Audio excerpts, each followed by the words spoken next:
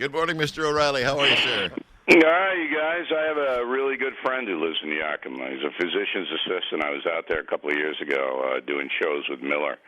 You guys live in a nice place. It's kind of on, below the radar. But, boy, if you like nature, it's perfect. Yep, we are in the thick of apple harvest season That's now, right. and hops coming off, and Fruit Bowl of the Nation is going to be well-stocked by us.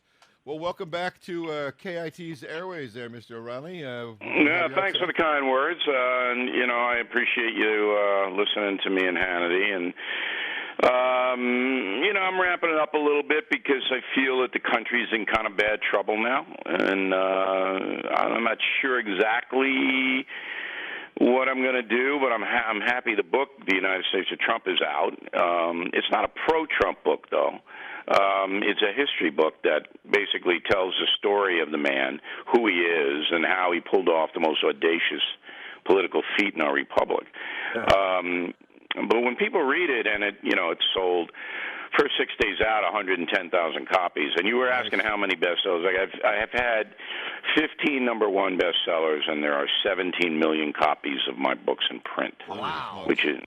That's a world record, by the way, for a nonfiction author. I would think it has to be. Yeah, but The United States of Trump is a book.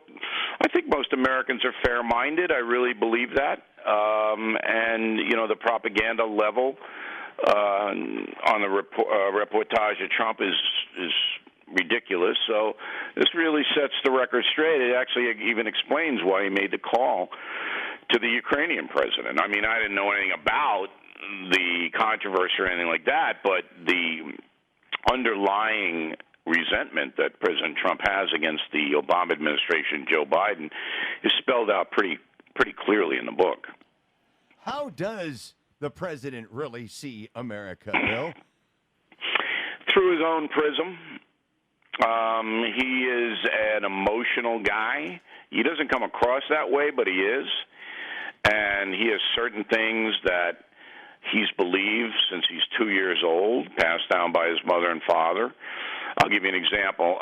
So he believes that the law is sacrosanct, that if there's a law in America, it should be obeyed.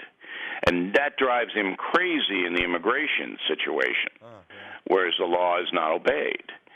And so he brings a very, I wouldn't say sophisticated, I mean, it's a pretty straightforward view of the country, and he attracts a lot of followers because he's very clear on what he believes and doesn't believe.